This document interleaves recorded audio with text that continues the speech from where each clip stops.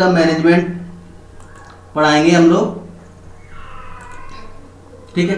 उससे पहले हम लोग क्या पढ़ाएंगे, असेसमेंट, कि अनकॉन्शियस पेशेंट का असेसमेंट कैसे करते हैं, असेसमेंट ऑफ अनकॉन्शियस पेशेंट, ठीक है।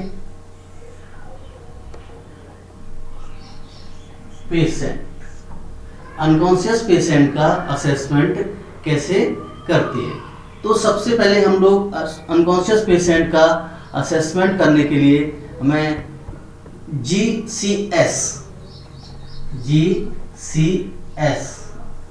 ग्लासको कोमा स्केल, ग्लासको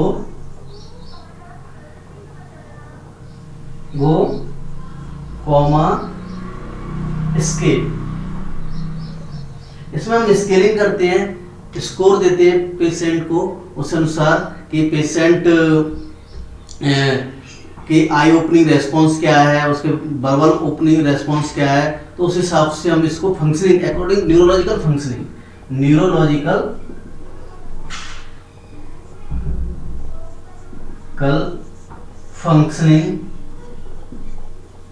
के अनुसार क्या करते हैं हम लोग, इसको असेस करते हैं। स्कोर रेंज 3 to 15 होती है। स्कोर रेंज क्या होती है, 3 to 15 रहती है, जिसमें आपका एबनॉर्मल जो रेंज होती है,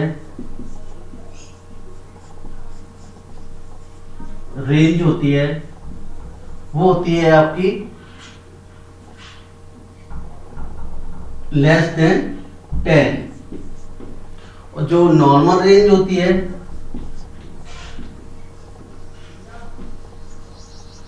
वो होती है ग्रेटर देन 10,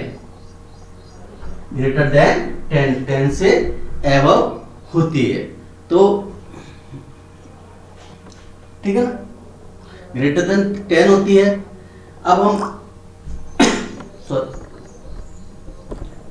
जैसे हम बात करें पैरामीटर्स की, रेंजिंग की, कि आई ओपनिंग में ध्यान देंगे क्या क्या, जैसे ग्लासको कोमा स्कोर के बारे में आपको बताने जा रहा हूं।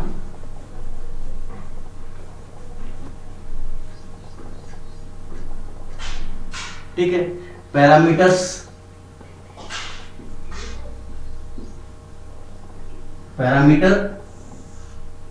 ठीक है, फाइंडिंग,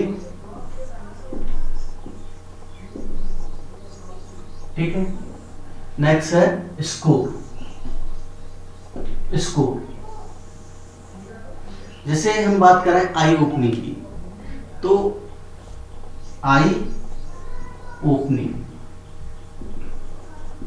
ठीक है, आई ओपनिंग में जैसे स्पॉन्टेनियस खोल रहा है तो उसको हम 4 का स्कोर देंगे। खुल रहा है मतलब तो कुछ करने, ठीक है। अगर बोलने पे खुल रहा है टू स्पीच,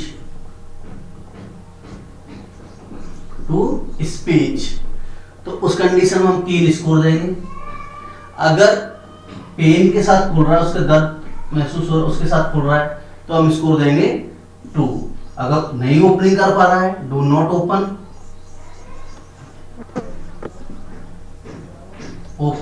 तो हम देंगे 1 स्कोर। इस तरह से हम लोग स्कोर पेशेंट को देते हैं।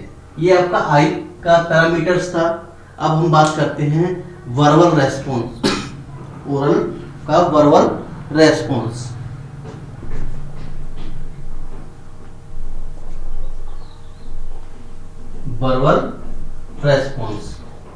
ठीक है, वर्बल रेस्पॉन्स की आप बात करेंगे, ठीक है, रेस्पॉन्स, ठीक है। वर्बल रेस्पॉन्स में जैसे ओरिएंटेड है तो हम देंगे 5 स्कोर, मतलब वो पूरा देखने में समर्थ है, ठीक है ना, समर्थ है, तो उस कंडीशन में हम कह देंगे उसको 5 स्कोर देंगे। ठीक है, कंफ्यूज हो रहा है तो हम उसको स्कोर देंगे 4। ठीक है, अगर इन एप्रोप्रिएट स्पीच है, प्रोप्रिएट स्पीच, तो हम उसको देंगे 3। ठीक है, ठीक है। अगर इनकम्प्लीट साउंड आ रही है, साउंड, तो हम देंगे उसको 2। और नो वर्बलाइजेशन हो रहा है,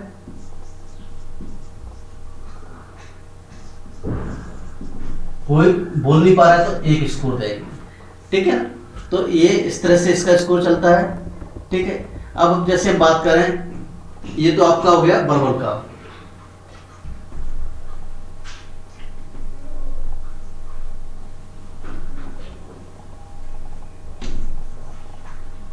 अब ये आपका आता है मोटार रेस्पॉन्स।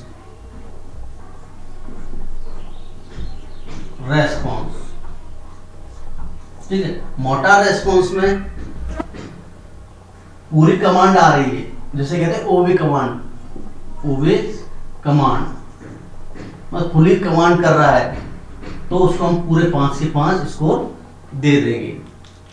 लोकलाइज पेन के साथ, सॉरी 5 नहीं देते, सिर्फ 6 देते हैं, क्षमा करें, 6 देते हैं। इसके बाद में लोकलाइज्ड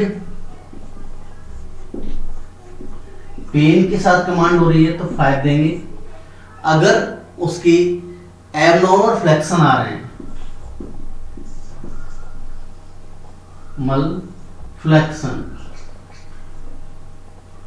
तो हम देंगे उसको कितना 3। और एक्सटेंशन, एबनॉर्मल एक्सटेंशन आ रहे हैं,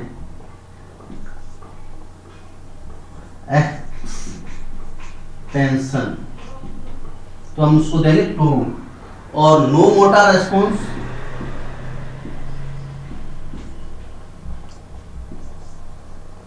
तो हम उसको 1 देंगे। ठीक है ना, इस तरह से ग्लास्कोकोमा स्कोर को हम पता लगाते हैं। पेशेंट के ऑब्जर्वेशन के अनुसार हम पता लगाते आते हैं, उसके रेस्पॉन्स के अनुसार हम उसको देते रहते हैं।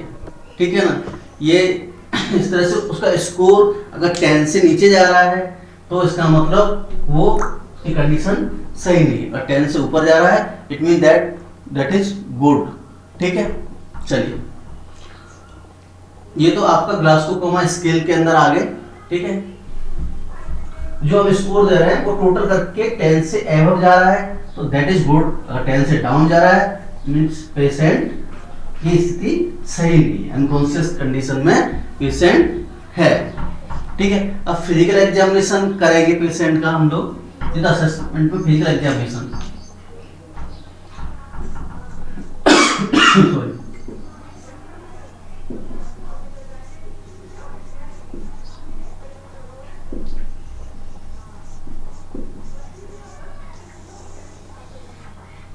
फिजिकल एग्जामिनेशन, ठीक है ना, हम फिजिकल एग्जामिनेशन में उसकी वॉलंटरी मूवमेंट्स क्या है, अपर एक्सट्रीमिटीज की मूवमेंट क्या है, ठीक है,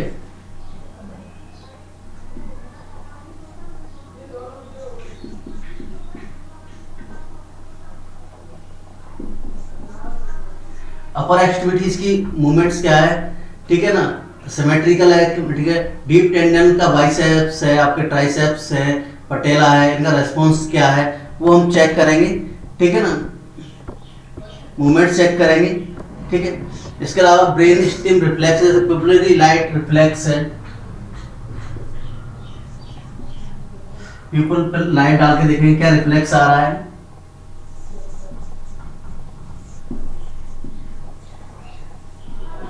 light reflex response patient people dilate हो रही है या नहीं हो रही है। ठीक है ना, इसके अलावा कॉर्निया और लेसेस के रिफ्लेक्स को भी चेक करेंगे।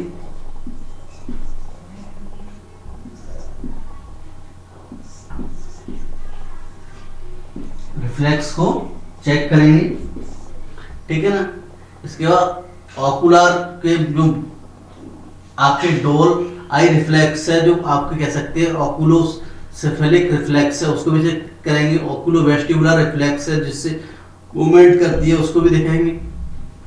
ठीक है, gas reflex sorry gag swallowing reflex आ रहा है या नहीं है, सोलोइंग रिफ्लेक्स आ रहा है या नहीं, उसको चेक करेंगे कि सोलोइंग हो रही है तो नहीं, प्रॉपर आ रहा है या नहीं है।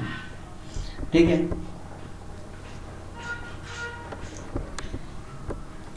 इसके साथ साथ में हम लोग क्रेनियल नर्व्स के बारे में पता लगाएंगे कि टेस्ट आ रहा है कि हियरिंग प्रॉपर हो रही है कि नहीं हो रही है, ठीक, उसके बारे में पता लगाएंगे।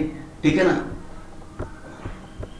अब इसके लिए हम जैसे कि सेरिब्रल में कुछ और सीटी स्कैन भी करा सकते हैं, जैसे डायग्नोस्टिक इवैल्यूएशन में सीटी स्कैन क्या करा सकते हैं, जनरल फिजिकल सिचुएशन देखने के लिए हम क्या करा सकते हैं उसको, सीटी स्कैन। सीटी स्कैन से हमें क्या पता लगेगा, ठीक है, सीटी स्कैन से हमें क्या पता लगेगा, सेरेब्रल एडिमा तो नहीं है,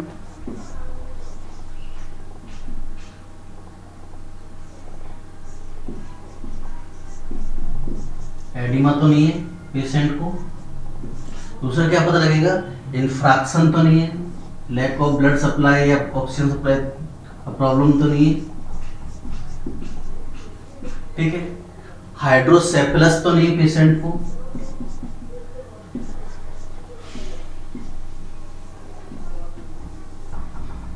हाइड्रोसेफलस तो नहीं है पेशेंट को। इसके अलावा कहीं ब्रेन की स्ट्रक्चर में चेंजेस तो नहीं है,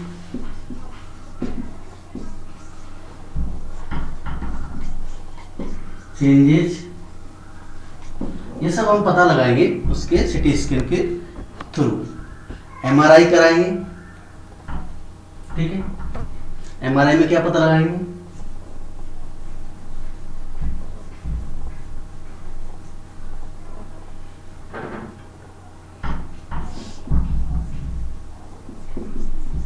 एमआरआई में हम लोग किस टाइप के टिश्यू बन रहे हैं, टाइप्स ऑफ टिश्यू।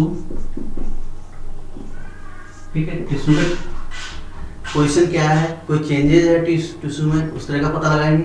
ट्यूमर तो नहीं पेशेंट को, ब्रेन के अंदर कोई वेस्कुलर एब्नॉर्मलिटी तो नहीं है,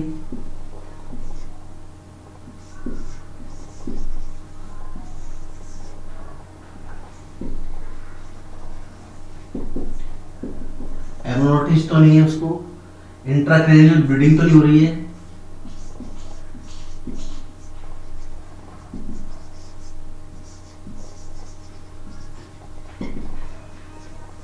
इंट्राक्रैनियल ब्लीडिंग तो नहीं हो रही है।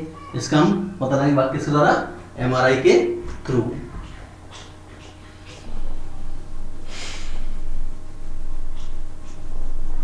चलिए, इसके अलावा लंबर पंचर पता लगा कर सकते हैं, एलपी भी कर सकते हैं लंबर पंचर, जिससे हमें पता लगेगा कि सेरेब्रल मेनिंजाइटिस तो नहीं है, या सीएसएफ का जो जो कंडीशन है वो क्या है, उसको सीएसएफ में जो मटेरियल है उसकी मात्रा क्या है, उसका वही पता हम लगा सकते हैं। हेमेटोलॉजिकल टेस्ट करा सकते हैं, जिसमें आपको सीबीसी है, लेवल ऑफ, ठीक है, ड्रग कितनी मात्रा है उसके अंदर, वो सब हम लोग हेमेटोलॉजिकल टेस्ट करा सकते हैं। ईसीजी भी करा सकते हैं। ठीक है, ईसीजी हार्ट की पोजीशन को बताएगा। ठीक है, आईसीपी भी करा सकते हैं, इंट्राक्रैनियल प्रेशर को नाप सकते हैं। ठीक है, इसके अंदर इंट्राक्रैनियल प्रेशर को भी चेक कर सकते हैं। क्लियर। चलिए, जो आपका इंट्राक्रैनियल प्रेशर होता है लगभग 5 से 15, वैसे 12 माना जाता है, 15 mg तक मान लेते हैं। mg sorry not mg, mmSg होता है, क्योंकि प्रेशर को mmSg में ही मापा जाता है। ठीक है, वेस्कुलर प्रेशर को mmSg में भी नापा जाता है। क्लियर। चलिए, अब बात करेंगे, ये तो डायग्नोस्टिक इवैल्यूएशन का बात हो गई, अब मैनेजमेंट की बात करें। ठीक है, मैनेजमेंट में क्या करेंगे हम लोग,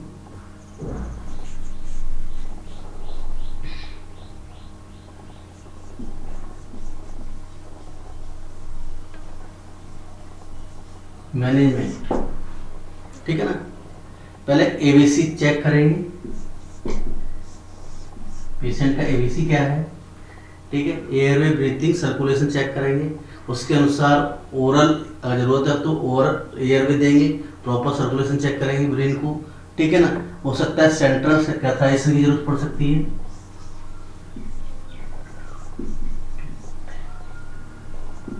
कैथराइजेशन की जरूरत पड़ सकती है पेशेंट को, ठीक है ना। फॉलिस कैथेटर डालें, रॉड ट्यूब डाल देंगे, क्योंकि अनकॉन्शियस पेशेंट अनेबल होगा, कोई भी चीज़ नहीं ले पाएगा। इस कंडीशन में हम लोग क्या करेंगे, पेशेंट को उसको royal tube, Foley catheter even output के लिए डालना पड़ेगा, ठीक है ना। सेंट्रल कैथराइजेशन क्या करेगा, आपका पेशेंट को प्रॉपर तरीके से उसका आईसीपी है उसके बारे में पता लगाते हैं, ठीक है। उसके बाद में हम लोग पेशेंट का उससे अगर जो प्रॉब्लम है उससे रिलेटेड ड्रग्स प्रोवाइड कराएंगे, लीजन से प्रोवाइड कराएंगे, ट्रोमेटिक ड्रग प्रोवाइड पेशेंट को उसके अनुसार प्रोवाइड कराएंगे। अब जैसे आप बात करते हैं तो जनरल थिंग्स हो गई आपकी। अब इमरजेंसी नर्सिंग केयर क्या क्या रहेंगी, ठीक है। पेशेंट को अनकॉन्शियस है तो पहले उसका अनकॉन्शियस होने का कारण क्या है उसका पता लगाएंगे, उसकी क्लॉथ लूज कर देंगे, ठीक है। उसके नी को फॉरवर्ड थोड़ा टर्न कर दें जिससे ऑक्सीजन ले सके, माउथ में से सीक्रेशन वगैरह हो रहा हो तो उसको क्या करेंगे हम लोग, क्लीन कर देंगे, ठीक है। और कोई आर्टिफिशियल टीथ वगैरह हो तो उसको भी क्या कर देंगे, रिमूव कर देंगे। फिर पेशेंट को वार्म और कंफर्ट पोजीशन देंगे, ठीक है। और पेशेंट को ऑब्जर्व करें लॉक ना हो जाए, ठीक है। लॉक होने से क्या होगा, वो अपनी दांतों को प्रॉब्लम क्रिएट कर सकता है, ठीक है ना। चलिए, सर्जिकल मैनेजमेंट में ये होता है, देखिए मेडिकल मैनेजमेंट तो यही है। सर्जिकल मैनेजमेंट में अगर स्कल पार्ट में अगर कोई सर्जरी जैसे डिकम्प्रेसिव सर्जरी करनी है पेशेंट को, अगर स्वेलिंग ब्रेन कोई भी पार्ट है, लीजन्स है, उसको क्या सर्जिकल किया जाता है, स्कल के पार्ट को रिमूव कर, जो प्रॉब्लम हो रहा है उस पार्ट को रिमूव करके उसको क्या किया जाता है, रेडी किया जाता है। क्लियर, चलिए मेरे हिसाब से क्लियर हो गया होगा ये आपको, ठीक है ना। अगर मेरे हिसाब से टॉपिक आपको क्लियर हो गया होगा, समझ में आ गई होगी, ठीक है। आपको अगर कोई क्वेश्चंस करना हो तो मुझे बता दीजिएगा, मैं आपको पूरा